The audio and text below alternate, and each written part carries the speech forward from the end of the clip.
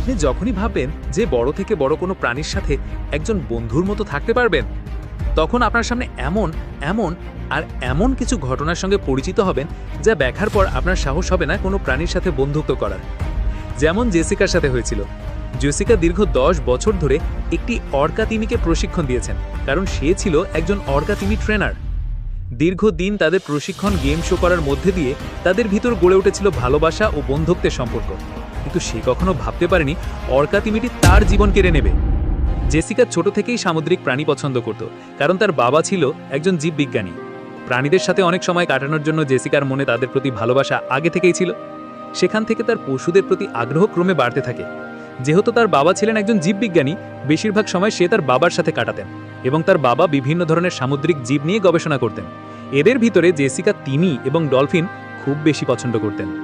অবাক করা বিষয় হলো, জেসিকা এইসব সামুদ্রিক প্রাণীর সংস্পর্শে থাকার কারণে প্রাণীদের সকল আচরণগুলো বুঝতে পারতেন এবং প্রাণীগুলো জেসিকার সকল মনোভাব বুঝতে পারত এবং সেই ধরনের আচরণ করত।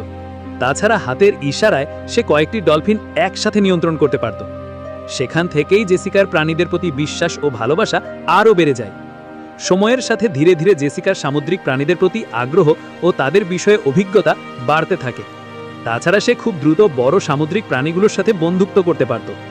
তারপর সে অর্কাস ওশান হেভেন মেরিন পার্কে একজন বড় সামুদ্রিক প্রাণীর ট্রেনার হিসেবে যোগদান করেন এবং প্রথমবার অর্কার শো দেখার পর তার ভিতরে অর্কা তিমি ও ডলফিনকে প্রশিক্ষণ ও তাদের সাথে গেম শো করার আগ্রহ প্রকাশ করেন। জেসিকা 19 বছর বয়সে একজন অর্কা ট্রেনার হিসেবে যোগদান করেন। তার পাশাপাশি সে জীববিজ্ঞান বিষয়ে একটি ডিগ্রিও অর্জন করেন। তারপর জেসিকা ওশান হেভেন নামের একটি শোতে কাজ শুরু করেন।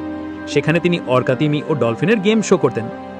21 বছর বয়সে জেসিকা ট্রেনার হিসেবে সাফল্য অর্জন করেন এবং সবথেকে জনপ্রিয় অর্কা ট্রেনার হিসেবে জনপ্রিয়তা লাভ করেন, যেখানে একটি অর্কা তিমির দৈর্ঘ্য প্রায় 22 ফুট ও ওজন প্রায় 5400 কিলোগ্রামেরও বেশি।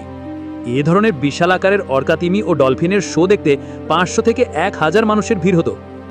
এভাবেই জেসিকা অনেক বছর কাটিয়ে দেয়।